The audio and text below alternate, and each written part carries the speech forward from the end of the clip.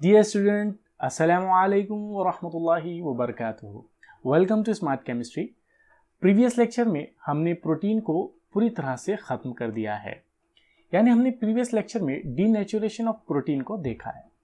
आज के लेक्चर में हम एक नया पोर्शन शुरू करने वाले हैं जिसका नाम है एंजाइम।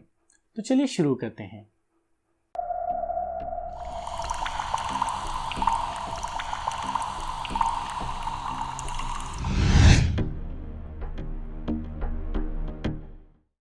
डियर स्टूडेंट, अल्लाह ताला ने लिविंग ऑर्गेनिज्म में होने वाली रिएक्शन को बहुत फास्ट करने के लिए उनको कुछ ऐसे केमिकल प्रोवाइड कर दिए हैं जो रिएक्शन की रफ्तार को, रेट ऑफ रिएक्शन को बहुत ज़्यादा बढ़ा देते हैं। यानी जो रिएक्शन घंटों में होने वाली होती हैं वो with in a fraction of second वो कंप्लीट हो जाती हैं। क्यों? क्योंकि अल्लाह ताला ने कुछ ऐसे केमिकल प्रोवाइड कर दिए हैं इंसान की बॉडी के अंदर या जितनी भी लिविंग ऑर्गेनिज्म है उन लिविंग ऑर्गेनिज्म के अंदर। तो वही पर्टिकुलर केमिकल जो रिएक्शन की रफ्तार को बढ़ा देते हैं लिविंग ऑर्गेनिज्म के अंदर, वो केमिकल जो रिएक्शन की रफ्तार को बढ़ा देते हैं उसे हम एंजाइम कहते हैं। जी हाँ, enzyme are biological catalyst. They are biological catalyst. क्यों? क्योंकि वो लिविंग ऑर्गेनिज्म में होने वाली रिएक्शन को बहुत ज़्यादा बढ़ा देते हैं, उसकी रिएक्शन की रफ्तार को बहुत ज़्यादा वो बढ़ा देते हैं। जितने भी एंजाइम होते हैं वो तमाम के तमाम एंजाइम ग्लोब्यूलर प्रोटीन होते हैं। जी, जो हमने प्रोटीन पढ़ा है तो जितने भी एंजाइम होते हैं वो सब के सब एंजाइम प्रोटीन नेचर के ही होते हैं और स्पेसिफिकली वो ग्लोब्यूलर प्रोटीन होते हैं। अगर आप यहाँ देखोगे तो ये जो शक्ल आपको नज़र आ रही है ये एंजाइम की शक्ल है जो कि ग्लोब्यूलर प्रोटीन है। जो एंजाइम होते हैं वो बहुत ज़्यादा सिलेक्टिव और बहुत ज़्यादा स्पेसिफिक होते हैं। ऐसा नहीं होता है कि कोई भी एंजाइम कोई भी रिएक्शन को कंप्लीट कर लें। एक ख़ास रिएक्शन के लिए एक ख़ास एंजाइम होता है। एक ख़ास सबस्ट्रेट को तोड़ने के लिए, कोई ख़ास प्रोडक्ट को बनाने के लिए एक ख़ास एंजाइम होता है। तो एंजाइम आर वेरी सिलेक्टिव। ठीक है, ऐसा नहीं होता है कि कोई एंजाइम जो है वो अगर एक सबस्ट्रेट को तोड़ रहा है तो वो बाद में कोई दूसरे सबस्ट्रेट को तोड़ेगा, ऐसा नहीं होता है। वो बहुत ही ज़्यादा सिलेक्टिव होते हैं। साथ ही साथ अगर आप इसकी इफ़िशियंसी की बात करें तो उसकी एंजाइम की इफ़िशियंसी इतनी ज़्यादा होती है कि एक एंजाइम 1 सेकंड के अंदर 1000 सबस्ट्रेट को प्रोडक्ट में तब्दील कर सकता है। इसकी इफ़िशियंसी बहुत ज़्यादा होती है। With in a fraction of second वो क्या कर देते हैं, प्रोडक्ट को जो है वो तैयार कर लेते हैं। क्यों? क्योंकि रिएक्शन होने के लिए जो एक्टिवेशन एनर्जी लगती है, रिएक्शन को कंप्लीट होने के लिए, उसको रिएक्टेंट को प्रोडक्ट में तब्दील होने के लिए उसे एक एक्टिवेशन एनर्जी से गुजरना पड़ता है। तो एंजाइम क्या करते हैं, उस एक्टिवेशन एनर्जी को ही कम कर देते हैं। और जब वो एक्टिवेशन एनर्जी को कम कर देते हैं तो जिसकी वजह से होता ये है कि वो फौरन जो है रिएक्टेंट प्रोडक्ट में तब्दील हो जाता है। तो एंजाइम जो होते हैं उनकी इफिशियंसी बहुत ज़्यादा होती है। चलिए देखते हैं कि एंजाइम को नाम किस तरह से दिया जाता है। देखिए, एंजाइम को नाम 2 बुनियादों पर दिया जाता है। एक तो वो कौन से टारगेट पर अमल कर रहे हैं, यानी वो कौन से सबस्ट्रेट पर अमल कर रहे हैं, कौन से केमिकल पर वो अमल कर रहे हैं। और दूसरी उसकी बेसिस होती है नाम देने की, वो कौन से रिएक्शन को कर रहे हैं। जैसे मिसाल के तौर पर एक एंजाइम है जो माल्टोज को तोड़ता है।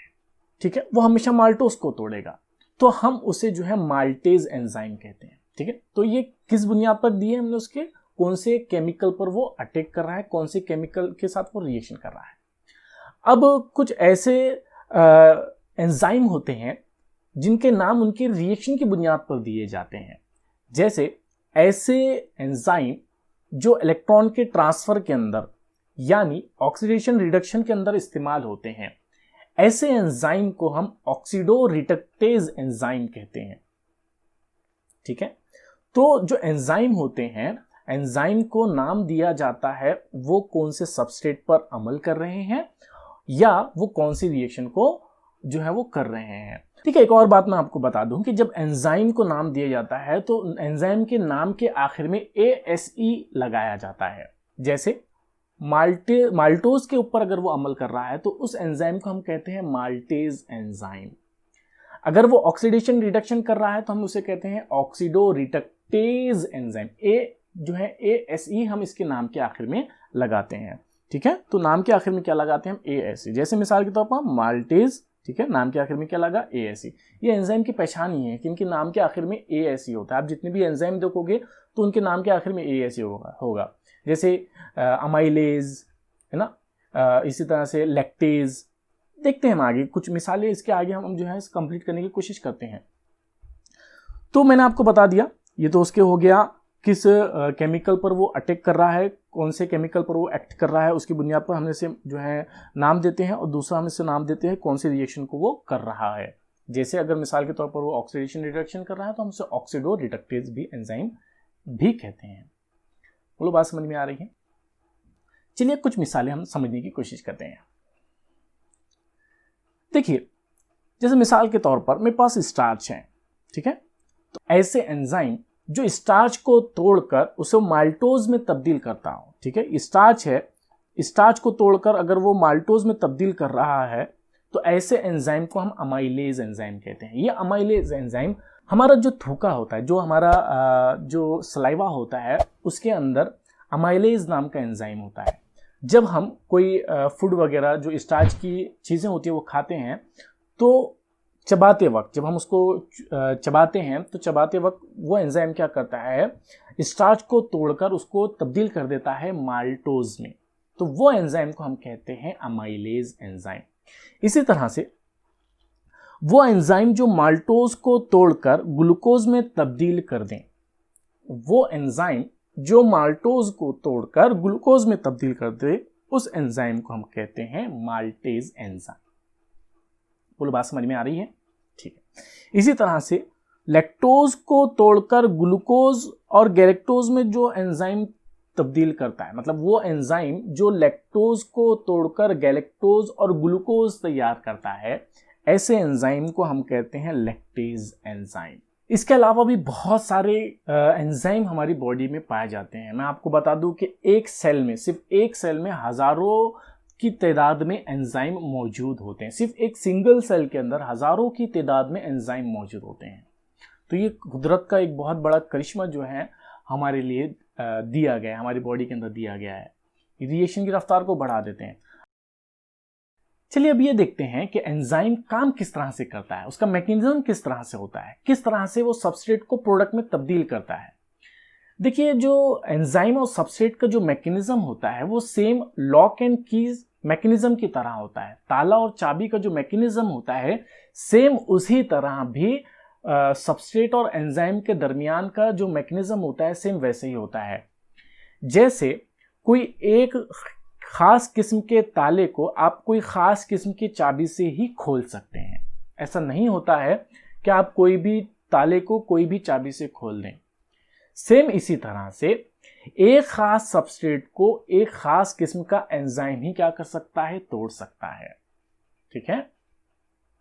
देखिए क्या होता है, जो एंजाइम होते हैं, हर एंजाइम के पास अपनी एक एक्टिव साइट होती है। एक खास किस्म के फंक्शनल ग्रुप उसके पास होते हैं जिसको हम कहते हैं उसकी वो एक खास एक्टिव साइट उसकी होती है। इस एक्टिव साइट पर क्या होता है, एक खास किस्म का सबस्ट्रेट ही जाकर वहां जुड़ सकता है। ऐसा नहीं हो सकता कि कोई भी किस्म का सबस्ट्रेट वहां जाके जुड़ जाए। जिस तरह की उसकी एक्टिव साइट होगी, जिस टाइप की उसकी एक्टिव साइट होगी, उसी टाइप का सबस्ट्रेट उस जगह पर जाकर, उसकी एक्टिव साइट पर जाकर जुड़ेगा। जब वो सबस्ट्रेट उस एक्टिव साइट पर जाकर जुड़ता है, जब सबस्ट्रेट एंजाइम के उस एक्टिव साइट पर जाकर जुड़ता है तो जो मॉलिक्यूल वहां तैयार होता है उसे हम कहते हैं एंजाइम सबस्ट्रेट कॉम्प्लेक्स। देखिए, अगर आप देख सकते हो तो हर एंजाइम की अपनी एक खास एक्टिव साइट होती है। इस एक्टिव साइट पर एक खास किस्म का सबस्ट्रेट ही क्या हो सकता है, जुड़ सकता है। अब ऐसा समझ लीजिए कि ये जो एक्टिव साइट है, इस पर सबस्ट्रेट आकर जुड़ गया। अब जैसे ही ये सबस्ट्रेट इसके साथ जुड़ता है, एंजाइम के साथ ये सबस्ट्रेट का मॉलिक्यूल जुड़ता है, तो ये एक नया मॉलिक्यूल तैयार करता है, एक नया कॉम्प्लेक्स ये तैयार करता है। इस कॉम्प्लेक्स को हम कहते हैं एंजाइम सबस्ट्रेट कॉम्प्लेक्स। जी हाँ। तो जब एंजाइम सबस्ट्रेट मॉलिक्यूल के साथ, जिसको वो तोड़ना चाहता है, मतलब जिसके जरिए से वो प्रोडक्ट तैयार करना चाहता है, तो उसे हम कहते हैं सबस्ट्रेट। तो एंजाइम जब सबस्ट्रेट मॉलिक्यूल के साथ जुड़ जाएगा तो जो पूरा एक मॉलिक्यूल, पूरा एक कॉम्प्लेक्स जो तैयार होगा उसे हम कहते हैं एंजाइम सबस्ट्रेट कॉम्प्लेक्स। अब क्या होगा, अब ये एंजाइम क्या करेगा, ये जो सबस्ट्रेट का मॉलिक्यूल है इसको जो भी करना है, इसको तोड़ना है तो वो उसको क्या कर देगा, तोड़ देगा, ठीक है। और वो जब जैसे ही वो तोड़ेगा तो वो जो सबस्ट्रेट का मॉलिक्यूल था वो प्रोडक्ट बन के वहां से अलग हो जाएगा, ठीक है। अब जो एंजाइम है ये वापस कोई दूसरे सबस्ट्रेट मॉलिक्यूल को एक्सेप्ट करने के लिए तैयार हो गया है, ठीक है। फिर ये वापस उसी सबस्ट्रेट मॉलिक्यूल के साथ मिलकर क्या करेगा, एंजाइम सबस्ट्रेट कॉम्प्लेक्स बनाएगा, फिर उस सबस्ट्रेट को तोड़ेगा, उसको प्रोडक्ट में तब्दील करेगा, और फिर वो जो है जैसा कि वैसा जो है फ्री हो जाएगा दूसरे सबस्ट्रेट के मॉलिक्यूल्स को हासिल करने के लिए। इस तरह से एंजाइम जो है लगातार काम करते जाते हैं। और ये रिएक्शन जो अगर आप देख रहे हो इतनी ज़्यादा फास्ट होती हैं, मैंने पहले भी कहा आपको, इतनी ज़्यादा फास्ट होती हैं कि एक ही सेकंड के अंदर हज़ारों सबस्ट्रेट के मॉलिक्यूल को ये प्रोडक्ट में तब्दील कर सकता है। जी हाँ, तो ये इसकी जो है एंजाइम का मैकेनिज्म होता है, जो एक लॉक एंड की मैकेनिज्म के जरिए से होता है। चलिए अब ये देखते हैं कि एंजाइम की इंडस्ट्रियल एप्लीकेशन क्या है।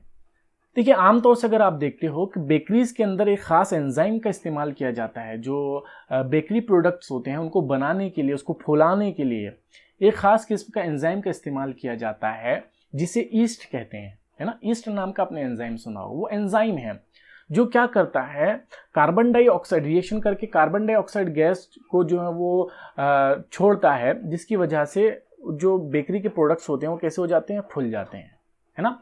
इसी तरह से अगर आप देखोगे तो इंडस्ट्रीज के अंदर ग्लूकोज को फ्रुक्टोज में तब्दील करने के लिए, ठीक है, फ्रुक्टोज जो होती हैं वो ग्लूकोज से कहीं ज़्यादा मीठी होती हैं, ठीक है। तो ग्लूकोज को फ्रुक्टोज में तब्दील करने के लिए एक खास किस्म का एंजाइम इस्तेमाल किया जाता है जिसे आइसोमरेज एंजाइम कहते हैं। तो आइसोमरेज एंजाइम क्या करता है, ये आइसोमेरिज्म करता है, ठीक है। देखो, नाम की बुनियाद जो है, इसकी रिएक्शन की बुनियाद पर हमने इसको नाम दे रहे हैं। तो ये आइसोमेरिज्म जो है वो एक नया आइसोमर तैयार कर रहा है, ठीक है, ग्लूकोज को फ्रुक्टोज में तब्दील कर रहा है। तो इस एंजाइम को हम कहते हैं आइसोमरेज। इसी तरह से पेनिसिलिन नाम की जो एंटीबायोटिक है उसके जरिए से नए अलग अलग किस्म के एंटीबायोटिक, दूसरे एंटीबायोटिक्स तैयार करने के लिए जो एंजाइम का इस्तेमाल किया जाता है, इस एंजाइम को कहते हैं असाइलेज एंजाइम। इसी तरह से जो डिटर्जेंट होते हैं, ठीक है, जो साबुन, जो सोप वगैरह जो इस्तेमाल होते हैं, जो डिटर्जेंट होते हैं, उनकी तैयारी के अंदर भी एक एंजाइम का इस्तेमाल किया जाता है जिसे प्रोटीएज एंजाइम कहते हैं, ठीक है। तो ये डिफरेंट किस्म के एंजाइम हैं और इनकी डिफरेंट जो है इंडस्ट्रियल एप्लीकेशंस हैं। उम्मीद करता हूं कि आपको एंजाइम, उसका मैकेनिज्म और उसकी एप्लीकेशन आपको समझ में आ गई होगी। मिलते हैं नेक्स्ट लेक्चर के अंदर, और हम नेक्स्ट लेक्चर के अंदर शुरू करने वाले हैं न्यूक्लिक एसिड, जो कि बहुत इंपॉर्टेंट है। तो मिलते हैं नेक्स्ट लेक्चर के अंदर। जब तक अस्सलामु अलैकुम व रहमतुल्लाहि व बरकातहू।